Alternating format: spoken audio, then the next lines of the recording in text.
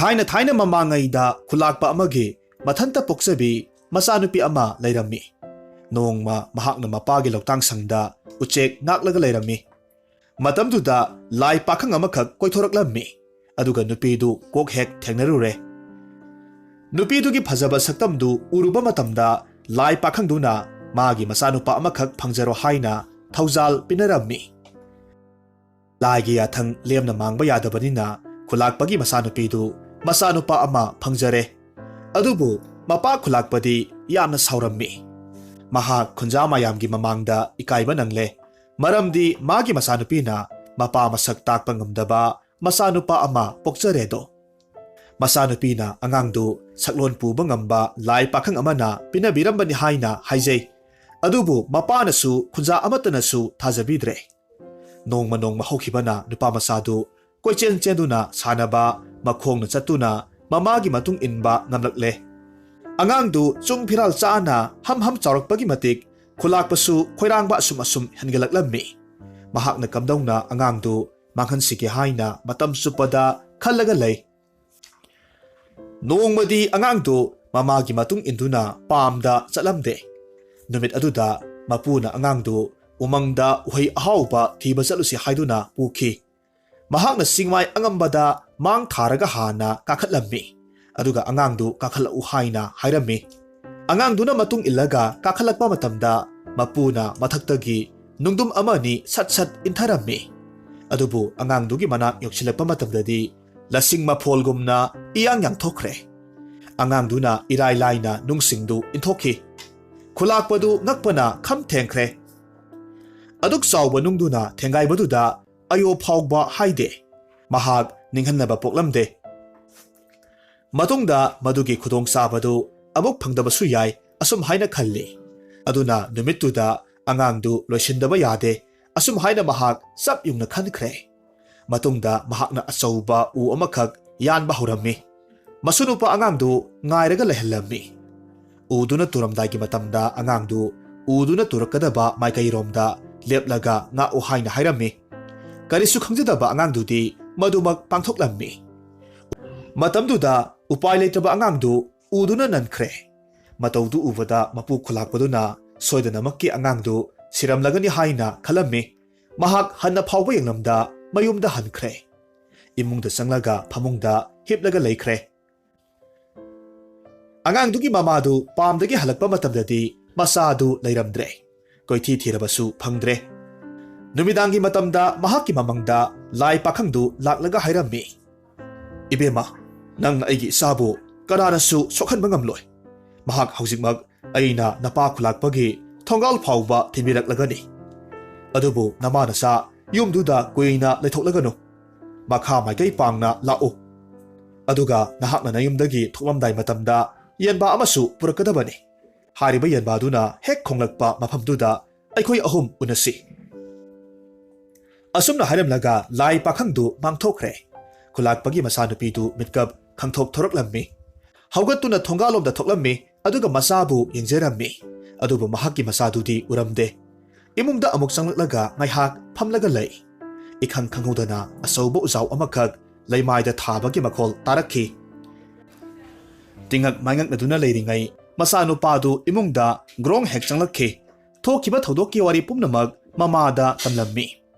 खुलाकपगी मचानुपीदु हंदक्ति मपाबु तसेंगना वारौरे मसाबु चाक पिजरबा मतुंगदा ममंगदा लाई पाखंगना हाइरंबा मतुंग इन्ना मनमदा सम अमखक पसिल्ले मदुदा यनबा लाबा अमा हापसिल्ले मसाबु मखुत समलगा युमदुदगी थोरकलम्मी मपागी मफमदा वहाई अमता हाइरमदा युमदुदा हन्ना फावबा यंगलमदा चटख्रेदो ममा मसादु असुम लाकपना नोंग nganphung तौरकपा अदुआइदा मफम खंगदबा लमदम अमदा थुंगलरे लमलोंग अहुम फांगबा लंबी ओइबदुदा कदोमदा चटसिगे हाइना ngaiहाक खंजानरगा लैरम्मी मतमदुदा मागी समदा हापलगा पुरकपा यनबादु के हाइना खोंगलक्लम्मी खोंजेलदु ताबदा ममा मसादु कोयंग येंगी मतमदुदा लाई पाखंगदो कोक हेक फावदोरकलेदो मतव असुमना मपा मसा ममा मखोय अहुमक सखंग माइखंगनरे अवा नुंगाइ पाउमिनरम्मी मपा लाई पाखंगना मसागी ममिंगबु चोथे थंगवाई पाखंग बहाइना थोनबिख्रे कुमजा कुमसिंग खरदी ꯈꯨꯜ ꯑꯃꯗ ꯁꯩꯗꯥꯡꯂꯒ ꯂꯩꯔꯣ ꯅꯨꯄꯥ ꯃꯆꯥꯁꯤꯅ ꯁꯥꯔꯦꯞ ꯀꯥꯡꯗꯣꯡ ꯐꯥꯔꯛꯄ ꯀꯥꯟꯗ ꯃꯄꯨꯡ ꯃꯔꯩ ꯐꯥꯔꯕ ꯀꯥꯟꯗ ꯁꯣꯏꯗꯅꯃꯛ ꯀꯦꯒꯦ ꯃꯣꯏꯔꯥꯡ ꯂꯩꯕꯥꯛꯇ ꯅꯤꯡꯊꯧ ꯑꯣꯏꯍꯟꯒꯅꯤ ꯍꯥꯏꯔꯝꯂꯦ ꯑꯁꯨꯝꯅ ꯉꯥꯏꯍꯥꯛ ꯄꯨꯛꯃꯦꯟ ꯄꯥꯎꯃꯤꯟꯅꯔꯕ ꯃꯇꯨꯡꯗ ꯃꯄꯥ ꯂꯥꯏ ꯄꯥꯈꯪꯗꯨ ꯃꯥꯡꯊꯣꯛꯈ꯭ꯔꯦ ꯑꯁꯣꯝꯗꯅ ꯀꯝꯗꯧꯔꯤ ꯈꯨꯂꯥꯛꯄꯗꯨ ꯉꯔꯥꯡ ꯑꯍꯤꯡ ꯇꯥꯈꯤꯕ ꯎꯖꯥꯎ ꯇꯨꯕꯒꯤ ꯃꯈꯣꯜꯗꯨꯅ ꯃꯔꯝ ꯑꯣꯏꯔꯒ ꯏꯅꯨꯡ ꯉꯥꯜꯂꯕ ꯐꯥꯎꯕ ꯍꯧꯒꯠꯇꯕ ꯃꯈꯩ ꯊꯣꯡ ꯍꯥꯡꯗꯣꯛꯀꯅꯤ ꯍꯥꯏꯕ ꯀꯥꯎꯈ꯭ꯔꯦ ꯐꯃꯨꯡ ꯃꯊꯛꯇ ꯐꯨꯝꯕꯪꯅꯅ ꯑꯗꯨꯃꯛ ꯂꯩꯔꯝꯃꯤ ꯈꯨꯟꯖꯥ ꯅꯨꯄꯥ ꯃꯌꯥꯝꯅ ꯍꯧꯗꯨꯅ ꯈꯨꯂꯥꯛꯄꯒꯤ ꯃꯌꯨꯝꯗ ꯂꯥꯛꯅꯔꯝꯃꯤ ꯃꯇꯝꯗꯨꯗ ꯈꯨꯂꯥꯛꯄꯒꯤ ꯁꯨꯃꯥꯡꯗ ꯑꯆꯧꯕ ꯎꯄꯥꯜ ꯑꯃꯈꯛ ꯃꯁꯥ ꯃꯔꯦꯡꯒ ꯂꯣꯏꯅꯅ ꯇꯥꯔꯒ ꯂꯩꯕꯗꯨ ꯎꯔꯝꯃꯤ ꯈꯨꯟꯖꯥ ꯃꯌꯥꯝꯗꯨ ꯌꯥꯝꯅ ꯉꯛꯄꯅ ꯈꯝ ꯊꯦꯡꯅꯔꯝꯃꯤ ꯑꯗꯨꯒ ꯈꯨꯂꯥꯛꯄ ꯍꯧꯗꯣꯛꯂꯝꯃꯤ ꯈꯨꯂꯥꯛꯄꯅ ꯌꯦꯡꯂꯨꯕ ꯃꯇꯝꯗꯗꯤ ꯈꯪꯂꯦ ꯉꯔꯥꯡ ꯃꯍꯥꯛꯅ ꯌꯥꯜꯂꯨꯕ ꯃꯁꯨ ꯅꯨꯄꯥ ꯑꯉꯥꯡꯕꯨ ꯅꯜꯂꯒ ꯇꯨꯍꯧꯕ ꯎꯄꯥꯟꯗꯨ ꯑꯣꯏꯔꯝꯂꯦ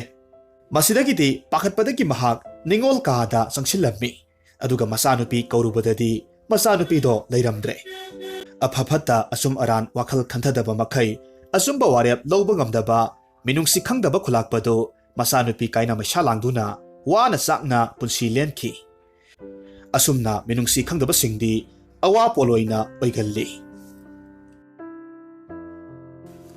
ꯍꯧꯖꯤꯛ ꯑꯃꯨꯛ ꯇꯥꯃꯤꯟꯅꯔꯁꯤ ꯐꯨꯡꯒꯥ ꯋꯥꯔꯤ ꯔꯥꯖꯀꯨꯃꯥꯔ ꯅꯥꯇꯣꯟꯖꯥꯎ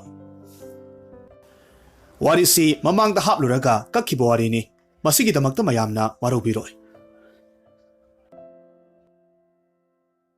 ꯋꯥꯔꯤꯁꯤ ꯑꯔꯕꯀꯤ ꯐꯨꯡꯒꯥ ꯋꯥꯔꯤꯗꯒꯤ ꯏꯃꯥꯂꯣꯟꯗ ꯍꯟꯗꯣꯛꯆꯕꯅꯤ ꯑꯁꯣꯏꯕ ꯑꯔꯥꯟꯕ ꯌꯥꯎꯔꯕꯁꯨ ꯇꯥꯕꯤꯔꯤꯕ ꯈ꯭ꯋꯥꯏ ꯄꯨꯝꯅꯃꯛꯅ ꯉꯥꯛꯄꯤꯒꯅꯤ ꯋꯥꯔꯤ ꯍꯟꯗꯣꯛꯄꯤꯔꯛꯄ ꯁꯨꯔꯁ ꯑꯊꯣꯛꯄꯝ ꯑꯔꯕꯀꯤ ꯑꯊꯥꯞꯄ ꯈꯨꯡꯒꯪ ꯑꯃꯗ ꯑꯂꯤꯐꯠ ꯀꯧꯕ ꯔꯥꯖꯀꯨꯃꯥꯔ ꯑꯃ ꯂꯩꯔꯝꯃꯤ ꯃꯍꯥꯛꯁꯤ ꯃꯔꯤꯡꯖꯦꯜ ꯌꯥꯝꯅ ꯂꯩꯕ ꯁꯥꯗ ꯂꯥꯟꯗ ꯃꯤꯀꯤ ꯂꯥꯏꯀꯤꯗꯕ ꯑꯣꯏꯗꯕ ꯅꯝꯊꯥꯛ ꯁꯨꯛꯌꯥꯃꯛ ꯌꯥꯗꯕ ꯅꯤꯡꯊꯧ ꯃꯆꯥ ꯑꯃ ꯑꯣꯏꯔꯝꯃꯤ ꯃꯍꯥꯛꯅ ꯃꯤꯇ꯭ꯔꯪ ꯂꯩꯋꯥ ꯁꯥꯟꯅꯕ ꯃꯤꯕꯨ ꯌꯥꯝꯅ ꯇꯥꯊꯤꯔꯝꯃꯤ ꯃꯔꯝ ꯑꯁꯤꯅ ꯃꯇꯝꯗꯨꯒꯤ ꯃꯤꯇ꯭ꯔꯪ ꯖꯥꯗꯨ ꯇꯧꯕ ꯃꯤ ꯄꯨꯝꯅꯃꯛ ꯃꯍꯥꯛꯀꯤ ꯌꯦꯛꯅꯕ ꯑꯣꯏꯔꯛꯂꯝꯃꯤ ꯃꯈꯣꯏꯅ ꯃꯍꯥꯛꯄꯨ ꯂꯥꯏꯋꯥ ꯃꯟꯇ꯭ꯔ ꯀꯌꯥ ꯊꯥꯖꯤꯜꯂꯒ ꯍꯥꯠꯅꯅꯕ ꯁꯔꯧ ꯂꯥꯡ ꯀꯌꯥꯃꯔꯨꯝ ꯊꯥꯛꯂꯕꯁꯨ ꯃꯉꯣꯟꯗ ꯀꯔꯤꯃꯠꯇ ꯆꯪꯕ ꯉꯝꯂꯝꯗꯦ ꯃꯔꯝꯗꯤ ꯑꯂꯤꯐꯠꯀꯤ ꯃꯈꯨꯠꯇ ꯃꯍꯥꯛꯀꯤ ꯃꯄꯥ ꯄꯣꯛꯄ ꯃꯙꯧꯅ ꯄꯥꯏꯔꯝꯕ ꯂꯥꯏꯒꯤ ꯃꯇꯤꯛ ꯃꯌꯥꯏ ꯆꯦꯟꯕ ꯊꯥꯡꯁꯥꯡ ꯑꯃꯈꯛ ꯄꯥꯏꯔꯝꯃꯤ ꯍꯥꯏꯔꯤꯕ ꯊꯥꯡꯁꯥꯡ ꯑꯁꯤꯕꯨ ꯃꯍꯥꯛꯅ ꯄꯥꯏꯈ꯭ꯔꯕꯗꯤ ꯖꯥꯗꯨ ꯃꯟꯇ꯭ꯔ ꯍꯤꯀꯥꯞ ꯇꯦꯟꯀꯥꯞ ꯑꯃꯠꯇ ꯆꯪꯂꯝꯗꯦ ꯃꯔꯝ ꯑꯁꯤꯃꯛꯅ ꯑꯂꯤꯐꯠꯅ ꯊꯧꯅꯥ ꯂꯩꯅ ꯃꯤ ꯐꯠꯇꯕ ꯄꯨꯝꯅꯃꯛ ꯂꯣꯏꯅꯃꯛ ꯃꯥꯡꯍꯜꯂꯝꯃꯤ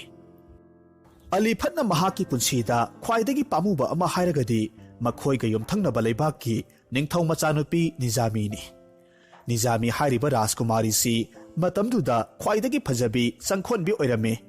ꯃꯔꯝꯁꯤꯅ ꯑꯇꯣꯞꯄ ꯂꯩꯕꯥꯛ ꯀꯌꯥꯃꯔꯨꯝꯅ ꯅꯤꯖꯥꯃꯤꯒꯤꯗꯃꯛ ꯇꯣꯏꯅ ꯂꯥꯟꯗꯥꯔꯛꯂꯝꯃꯤ ꯍꯥꯏꯔꯤꯕ ꯂꯥꯟ ꯑꯁꯤꯗ ꯑꯂꯤꯐꯠꯅ ꯃꯍꯥꯛꯀꯤ ꯅꯨꯡꯁꯤꯕꯤꯒꯤꯗꯃꯛ ꯃꯥꯌꯣꯛꯅꯔꯝꯃꯤ ꯑꯗꯨꯕꯨ ꯂꯥꯏꯒꯤ ꯅꯣꯡꯗꯝꯗꯤ ꯑꯉꯛꯄꯅꯤ ꯂꯥꯟ ꯀꯌꯥꯃꯔꯨꯝꯗ ꯑꯂꯤꯐꯠꯅ ꯃꯇꯦꯡ ꯄꯥꯡꯂꯒ ꯃꯥꯏ ꯄꯥꯛꯈ꯭ꯔꯕꯁꯨ ꯃꯇꯝꯗꯨꯗ ꯍꯤꯡꯆꯥꯕꯅ ꯂꯩꯕꯥꯛ ꯉꯥꯛꯄ ꯂꯝꯗꯝ ꯑꯃꯈꯛ ꯂꯩꯔꯝꯃꯤ ꯍꯥꯏꯔꯤꯕ ꯍꯤꯡꯆꯥꯕꯒꯤ ꯅꯤꯡꯊꯧ ꯑꯁꯤꯅ ꯅꯣꯡꯃ ꯅꯤꯖꯥꯃꯤ ꯍꯣꯏꯒꯤ ꯀꯣꯅꯨꯡꯗ ꯑꯍꯤꯡꯒꯤ ꯃꯇꯝ ꯑꯃꯗ ꯃꯤꯇ꯭ꯔꯪꯒꯤ ꯁꯛꯇꯤ ꯀꯌꯥ ꯁꯤꯖꯤꯟꯅꯔꯒ ꯂꯥꯟ ꯇꯥꯁꯤꯜꯂꯛꯂꯝꯃꯤ ꯑꯍꯤꯡꯒꯤ ꯂꯥꯟ ꯑꯣꯏꯕꯅ ꯑꯂꯤꯐꯠꯁꯨ ꯄꯥꯎ ꯇꯥꯍꯧꯗ꯭ꯔꯦ ꯃꯔꯝ ꯑꯁꯤꯅ ꯍꯤꯡꯆꯥꯕ ꯅꯤꯡꯊꯧꯅ ꯅꯤꯖꯥꯃꯤꯒꯤ ꯃꯃꯥ ꯃꯄꯥ ꯂꯩꯔꯤꯕ ꯐꯝꯅꯥꯏ ꯇꯨꯅꯥꯏꯕ ꯄꯨꯝꯅꯃꯛ ꯃꯉꯛ ꯀꯛꯂꯒ ꯍꯥꯠꯈ꯭ꯔꯕꯒꯤ ꯃꯇꯨꯡꯗ ꯅꯤꯖꯥꯃꯤꯕꯨ ꯐꯥꯔꯒ ꯄꯨꯈꯤꯔꯝꯃꯤ ꯃꯊꯪꯒꯤ ꯅꯨꯃꯤꯠꯇ ꯍꯤꯡꯆꯥꯕ ꯅꯤꯡꯊꯧꯅ ꯅꯤꯖꯥꯃꯤꯒ ꯂꯨꯍꯣꯡꯅꯕꯒꯤꯗꯃꯛ ꯁꯦꯝ ꯁꯥꯔꯤꯉꯩ ꯃꯇꯝꯁꯤꯗ ꯑꯂꯤꯐꯠꯅ ꯄꯥꯎ ꯐꯪꯕꯗꯒꯤ ꯑꯀꯟꯕ ꯁꯥꯐꯨꯒ ꯂꯣꯏꯅꯅ ꯂꯥꯟꯗꯥꯁꯤꯜꯂꯛꯂꯝꯃꯤ ꯑꯗꯨꯕꯨ ꯍꯤꯡꯆꯥꯕꯒꯤ ꯅꯤꯡꯊꯧ ꯑꯗꯨꯅ ꯌꯥꯝꯅ ꯇꯝꯊꯤꯕ ꯂꯥꯏꯔꯦꯟ ꯑꯃꯈꯛ ꯑꯣꯜꯂꯒ ꯑꯂꯤꯐꯠꯄꯨ ꯌꯣꯠꯅꯕꯒꯤꯗꯃꯛ ꯄꯥꯏꯁꯤꯜꯂꯛꯄ ꯃꯇꯝꯗ ꯑꯂꯤꯐꯠꯀꯤ ꯂꯥꯏꯑꯣꯏꯔꯕ ꯊꯥꯡꯁꯥꯡ ꯑꯗꯨꯅ ꯂꯥꯏꯔꯦꯟꯗꯨꯕꯨ ꯃꯇꯨꯞ ꯀꯌꯥꯃꯔꯨꯝ ꯊꯣꯛꯅ ꯀꯛꯊꯠꯂꯝꯃꯤ ꯃꯃꯩ ꯊꯪꯗ ꯁꯤꯒꯗꯧꯔꯕ ꯂꯥꯏꯔꯦꯟꯗꯨ ꯍꯤꯡꯆꯥꯕ ꯑꯣꯟꯊꯣꯔꯛꯂꯒ ꯑꯂꯤꯐꯠꯄꯨ ꯑꯕꯤꯁꯥꯞ ꯇꯧꯔꯝꯃꯤ ꯅꯍꯥꯛꯅ ꯑꯩꯅ ꯂꯧꯒꯗꯧꯔꯕ ꯅꯤꯖꯥꯃꯤꯕꯨ ꯃꯨꯜꯂꯒ ꯂꯧꯕꯒꯤꯗꯃꯛ ꯅꯈꯣꯏ ꯅꯆꯥ ꯍꯥꯛꯇꯛꯇ ꯏꯀꯥꯏ ꯐꯤꯔꯨꯛ ꯈꯨꯝꯕ ꯑꯣꯏꯌꯨ ꯍꯥꯏꯔꯝꯂꯒ ꯍꯤꯡꯆꯥꯕꯗꯨ ꯁꯤꯈꯤꯔꯝꯃꯤ ꯍꯤꯡꯆꯥꯕꯅ ꯁꯤꯈ꯭ꯔꯕꯗ ꯋꯥꯊꯣꯛ ꯆꯥꯎꯔꯕꯤ ꯁꯛꯅ ꯌꯦꯛꯅꯕ ꯑꯣꯏꯔꯕꯤ ꯅꯤꯖꯥꯃꯤꯕꯨ ꯑꯂꯤꯐꯠꯅ ꯂꯨꯍꯣꯡꯂꯒ ꯅꯤꯡꯊꯧ ꯃꯍꯥꯔꯥꯅꯤ ꯑꯣꯏꯅ ꯅꯨꯡꯉꯥꯏꯅ ꯄꯥꯜꯂꯝꯃꯤ ꯃꯇꯝ ꯈꯔ ꯂꯩꯔꯒꯗꯤ ꯅꯤꯖꯥꯃꯤꯗꯨ ꯃꯁꯥ ꯋꯥꯏ ꯁꯪꯂꯝꯗꯦ ꯃꯍꯥꯛꯅ ꯍꯤꯡꯆꯥꯕꯗꯨꯒꯤ ꯁꯥꯞꯇꯨ ꯑꯗꯨꯃꯛ ꯅꯤꯡꯁꯤꯡ ꯌꯥꯝꯅ ꯀꯞꯆꯔꯝꯃꯤ ꯃꯍꯥꯛꯀꯤ ꯑꯋꯥꯕꯗꯨ ꯎꯕꯤꯔꯗꯨꯅ ꯂꯥꯏꯔꯩꯄꯥꯛꯀꯤ ꯂꯥꯏꯔꯦꯝꯕꯤꯅ ꯌꯦꯡꯕ ꯉꯝꯗꯗꯨꯅ ꯑꯍꯜ ꯑꯣꯏꯔꯕꯤ ꯑꯃꯒꯤ ꯁꯛꯇꯝꯗ ꯂꯥꯛꯂꯒ ꯑꯁꯨꯝꯅ ꯍꯥꯏꯔꯛꯂꯝꯃꯤ ꯋꯥꯒꯅꯨ ꯔꯥꯅꯤ थौना लयु ममई थंगदा अचुंबना माई पाकनी असुम हाइना थिंजिनबिरमलगा चटखिरम्मी निजामीदु असोय अंगाम याउदना मचानुपा अमखक फंगजरमे पाउसी फंगबदा अलीफटना हराउना अंगांगदुबो येंगनिंगमन खदुना रानीगी मनाक्ता चंगलुबा मतमददी ओंथोकपगी फिबम अमखक ओइरमखी मदुदी पोकपदा ngairiba अंगांगदुगी मनातोंदु यामना चाउना पालमे कयामुक चाउगे हाइबबु मनातोना खुमजिनबदा मसागी मचिन फाउबा उबा फंगलमदे ओइरकलिबा फिबमदुदा रानी अमसुंग निंगथौदु मथ्वाई यामना वाजरमे रानी निजामीदी कपसु कपलमे अदुगा मतोमता हाइजरकलमे इसासिबु मीना उखरगा नातोंजाउ हाइना सोइदनमक ममिंग चटलनी अइखोइबु नातोंजाउगी मपा ममानी हाइना हाइनरनी अदुबु अलीफत्ती वाखल यामना लैबा निंगथौने महाकना मचाबु इकाई फिरुप खुम्बा मीना करेमनबदु तोकनबा करीगुम्बा अचौबा थोंग अमखक हौदोकलमे मदुदी मखोइगी लम अदुदा ख्वाइदगी मनातोन चाउबा मीदु मना मथुम पिगनी नातोन पिकना पानबा मियोइसिंग मखोइगी लेबाक्सी थादोकलगा चटखिगदबनी हाइना अकनबा याथंग तौरम्मे मरम असिना लमदमदुदा लैरिबा मियोइ खुदिगमकना खुसेमगी नातोन चाउना चाउना हापननबा होनरकलम्मे कैथेलदा मिफमदा कोनुंगी लोइसंगदा लैरिबा मिपुम खुदिगमकना असेंबा नातोन हापना अरेमबा थाक वांगबनी हाइना लौनरकलम्मे नुपीसिंगना केरगा कुमहै येंगबा चटपा मतमदा नातोन चाउबा तानरमे मनातोन ख्वाइदगी चाउबा नुपीबु निंगथौना ख्वाइदगी फजबनी हाइना मना मथुम पिरम्मे निंगथौगी मचानुपा राजकुमार नातोन जाउसु हौजिक्ति पाखंग मचा फारे ममानबा कयागा कोइबा चटपा मतमदा मागी मनातोंदु उरगा मखोइना हाइनरम्मे येंगो राजकुमारगी नातोनसी फजद्रा मागी नोबाबमुक चाउबा मनातोनसे अइखोइदी यामना कलकचैदा असुमना चिबोन चिबोन ngangnabadu taraga राजकुमार नातोन जाउदु मतोमता चाउथोकचरम्मे नोंगमदी निंगथौदु दरबार फम्मा मतमदा मखोइगी मंत्री अचौबदु मनातोन अहापदु नांथोखिरम्मे मनातोन नांथोकलगा लैमाइदा तारकपदु उबा मतमदा निंगथौना यामना साउंगना मंत्री अचौबदु दरबारदा महाकी फमदु लौथोकलम्मे अतोप्पा लेमहौरिबा मंत्री अतैसु पाखत्तुना मसा मसागी मनातोनबु सेनजरम्मे राजकुमार नातोन जाउदु पाखंग मपुंग मरै फारदुना लुहोंगनबगिदमक राजकन्या लेबाक सिनबा थुंगना थिरम्मे लम लमगी ख्वाइदगी मनातोन चाउबी नुपीसिंग राजकुमार नातोन जाउगिदमक यंगनरम्मे अदुबु यामना लुरिबदी नातोन चाउबी मयामदुगी मरक्ता अमत्ता अपांबा याउखिद्रे तसेंगना नातोन जाउदी अतोप्पा खुंगंगदा लैबा मित्रंग हईबा नुपा अमगी नाइतोम पोकपी ताकिलामाबु नुसिजरम्मे ताकिलामादी मनातोन चाउरमदे महाकी मसक्सी अदुक्की मतिक निंथिजरम्मे महाकी फजबगी पाउसी मफम खुदिंगदा वारी नरम्मे अदुबु मित्रंग हईबा मपा अदुबु कीबना कनानसु हाइजिनबा ngamlamde नोंगमदी नातोन जाउना ताकिलामागी युमदा चटनबगिदमक महाकपु पामी नुंसी हाइरुनबगिदमक सियम सारदुना चटलम्मे महाकना असुम लंबीदा सगोल तोंलगा चटपा मतमदा नुमित ताखिबदगी उमंग मनाक्ता लैबा युमदोनपोक अमदा चंगलक्लम्मे युम मदुदा थोंग थिल्लगा हाइरक्लम्मे युमसिबु कना लैबगे अहिंग अमता यारेक्सगे अयहाक लमसांग लाकपदा अराम खौरांगबना इसासी यामना सोक्थरे मिटकुप अमनेगी मतुंगदा अहल नुपी अमना थोंग हांगदोरक्लम्मे अदुगा इबुंगो कनानो हाइरमलगा यामना कन्ना नोक्लम्मे मदुदा नातोन जाउना खुमे अयहाक निंगथौ अलीफत अमसुंग निजामीगी मचानुपाने अहल हनुबीदुना नोकपा खांगलगा अमुक हाइरक्लम्मे ओ नहाक अइगी इता निजामीगी मचानुपा ओइरे फरे इबुंगो हाउबा हाउतबा खरा चामिनरसी असी हाइरगा अमुक नोकपा अमुक हौरक्लम्मे अहल दुना अदुमना नोकपदुदा नातोन जाउसु नोकथोरक्लगा हाइरक्लम्मे इमा मानबीसी मिनुंगसी थौजालदी यामना लयेबु अपिकपा नातोंदुना कयादा नसक थियलबनो हनुबीदुना मदुदा नोकलगा खुमे तुमिल लेहुको तानिंगदे अंगांग नहाकी नातोन नोबामुक चाउबदु थांगबा वाद्रो असी हाइरक्लगा अमुक नोकपा हौरक्खी तसेंगना नातोन जाउदी मपुनसीदा मनातोन पिकपा मी उबसी ताकिलामा अमसुंग अहल ओइरबी हनुबीदुने अदुना महाकना मखा तारक्लम्मे ताबियो इमा मानबे मालेमदा लैरिबा मियोइ खुदिंगमक अइगी नातोनगुम चाउनरिबने मयामदुगी मनुंगदा अयहाकना ख्वाइदगी चाउबगिदमक अइबु मियामने इकाई खुमनरिबने ꯍꯅꯨꯕꯤꯗꯨ ꯑꯃꯨꯛ ꯅꯣꯛꯄ ꯍꯧꯔꯛꯂꯝꯃꯤ꯫ ꯀꯔꯤ ꯅꯥꯇꯣꯟ ꯆꯥꯎꯕꯅ ꯐꯖꯕ ꯑꯣꯏꯔꯕꯀꯣ? ꯍꯟꯗꯛꯇꯤ ꯅꯥꯇꯣꯟꯖꯥꯎꯗꯨ ꯇꯁꯦꯡꯅ ꯁꯥꯎꯅꯤꯡꯕ ꯑꯃ ꯐꯥꯎꯔꯝꯃꯤ꯫ ꯍꯦꯛ ꯂꯥꯛꯄꯗꯒꯤ ꯅꯥꯇꯣꯟꯒꯤ ꯋꯥꯔꯤ ꯁꯨꯝ ꯁꯥꯕꯗꯨꯗ,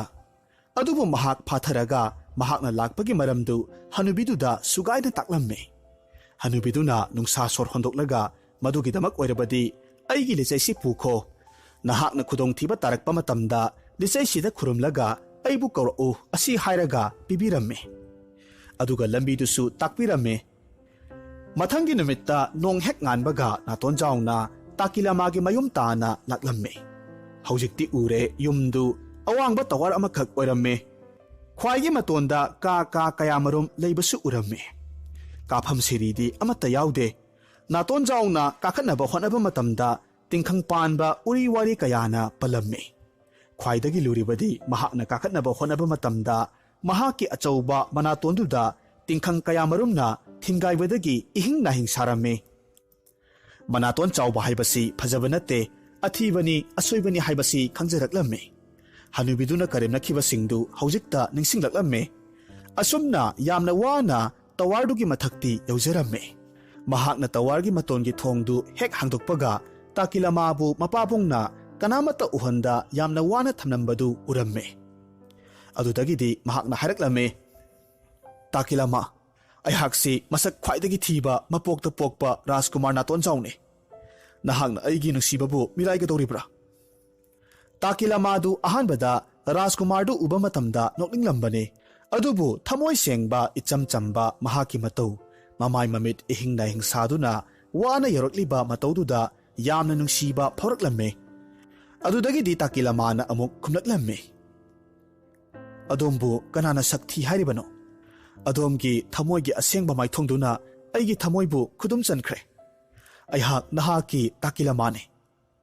ꯇꯥꯟꯖꯥꯗꯨꯗ ꯇꯥꯀꯤꯂꯥꯃꯥꯒꯤ ꯃꯄꯥꯕꯨꯡꯗꯨ ꯂꯥꯛꯂꯝꯃꯤ꯫ ꯑꯗꯨꯒ ꯍꯥꯏꯔꯛꯈꯤ, ꯉꯥꯏꯈꯣ ꯇꯥꯀꯤꯂꯥꯃꯥ, ꯅꯤꯡꯊꯧ ꯂꯈꯥ ꯑꯣꯏꯁꯅꯨ꯫ ꯑꯩꯅ ꯃꯃꯥꯏ ꯃꯑꯣꯡ ꯃꯔꯤꯟ ꯇꯥꯗꯕ ꯅꯥꯇꯣꯟ ꯆꯥꯎꯕ ꯃꯤꯕꯨ ꯏꯆꯥꯒꯤ ꯕꯣꯔ ꯑꯣꯏꯍꯜꯂꯣꯏ꯫ ꯑꯁꯤ ꯍꯥꯏꯔꯝꯂꯒ ꯃꯆꯥꯅꯨꯄꯤꯒꯤ ꯃꯈꯨꯠꯇꯨ ꯆꯤꯡꯂꯝꯃꯤ꯫ ꯑꯉꯛꯄꯅꯤ, ꯃꯤꯠꯀꯨꯞꯇꯨꯗ ꯔꯥꯖꯀꯨꯃꯥꯔ ꯅꯥꯇꯣꯟꯖꯥꯎꯗꯨ ꯅꯤꯡꯕ ꯀꯥꯏꯔꯝꯃꯤ꯫ ꯃꯍꯥꯛꯅ ꯍꯅꯨꯕꯤꯗꯨ ꯈꯪꯅꯤꯡ ꯅꯤꯡꯁꯤꯡꯂꯛꯂꯝꯃꯤ꯫ ꯑꯗꯨꯒ ꯃꯍꯥꯛꯅ ꯌꯦꯞꯂꯛꯄ ꯂꯤꯆꯩꯗꯨꯗ ꯈꯨꯔꯨꯝꯂꯒ ꯍꯥꯏꯖꯔꯝꯃꯤ꯫ ꯈꯨꯗꯛꯇ ꯀꯥꯗꯨꯗ ꯑꯔꯪꯕ ꯃꯉꯥꯜ ꯑꯃꯒ ꯂꯣꯏꯅꯅ ꯍꯅꯨꯕꯤꯗꯨ ꯊꯣꯔꯛꯂꯝꯃꯤ꯫ ꯍꯧꯖꯤꯛꯇꯤ ꯅꯥꯇꯣꯟꯖꯥꯎꯗꯨ ꯈꯪꯂꯦ ꯃꯗꯨꯗꯤ ꯍꯅꯨꯕꯤꯗꯨ ꯑꯇꯩ ꯀꯅꯥ ꯑꯃꯠꯇ ꯑꯣꯏꯔꯝꯗ꯭ꯔꯦ, ꯂꯥꯏꯔꯩꯕꯥꯛꯀꯤ ꯂꯥꯏꯔꯦꯝꯕꯤ ꯍꯥꯏꯕꯗꯨ ꯑꯣꯏꯔꯝꯂꯦ꯫ ꯑꯁꯨꯝꯅ ꯂꯥꯏꯔꯦꯝꯕꯤ ꯑꯁꯤꯅ ꯅꯥꯇꯣꯟꯖꯥꯎꯒꯤ ꯑꯋꯥꯕ ꯈꯪꯂꯗꯨꯅ ꯃꯍꯥꯛꯀꯤ ꯃꯈꯨꯠꯅ ꯁꯣꯛꯄ ꯃꯇꯝꯗ ꯅꯥꯇꯣꯟꯖꯥꯎꯒꯤ ꯃꯅꯥꯇꯣꯟꯗꯨ ꯄꯤꯛꯁꯤꯟꯈꯤꯗꯨꯅ ꯃꯤꯑꯣꯏꯕ ꯑꯃꯒꯤ ꯄꯥꯟꯐꯝ ꯊꯣꯛꯄ ꯆꯥꯡꯗ ꯄꯥꯟꯈꯤꯔꯝꯃꯤ꯫ ꯅꯥꯇꯣꯟꯖꯥꯎꯅ ꯂꯥꯏꯔꯦꯝꯕꯤꯗꯨ ꯌꯥꯝꯅ ꯊꯥꯒꯠꯂꯒ ꯈꯨꯔꯨꯝꯖꯔꯝꯃꯤ꯫ ꯍꯧꯖꯤꯛꯇꯤ ꯇꯥꯀꯤꯂꯥꯃꯥꯒꯤ ꯃꯄꯥꯗꯨ ꯃꯥꯏꯊꯤꯔꯦ ꯍꯥꯏꯕ ꯈꯪꯖꯔꯝꯃꯤ꯫ ꯑꯁꯨꯝ ꯇꯧꯅ ꯅꯥꯇꯣꯟꯖꯥꯎꯅ ꯇꯥꯀꯤꯂꯥꯃꯥꯕꯨ ꯀꯣꯅꯨꯡꯗ ꯄꯨꯔꯛꯂꯒ ꯌꯥꯝꯅ ꯆꯥꯎꯅ ꯂꯨꯍꯣꯡꯈꯤꯔꯝꯃꯤ꯫ ꯃꯁꯤꯒꯤ ꯃꯇꯨꯡꯗꯒꯤꯗꯤ ꯅꯥꯇꯣꯟ ꯆꯥꯎꯕ ꯇꯥꯟꯅꯕꯒꯤ ꯆꯠꯅꯕꯤ ꯑꯁꯤ ꯅꯨꯃꯤꯠ ꯑꯁꯤꯗꯒꯤ ꯆꯠꯅꯔꯔꯣꯏ ꯍꯥꯏꯅ ꯈꯨꯗꯛꯇ ꯂꯥꯎꯊꯣꯛꯈꯤꯔꯝꯃꯤ꯫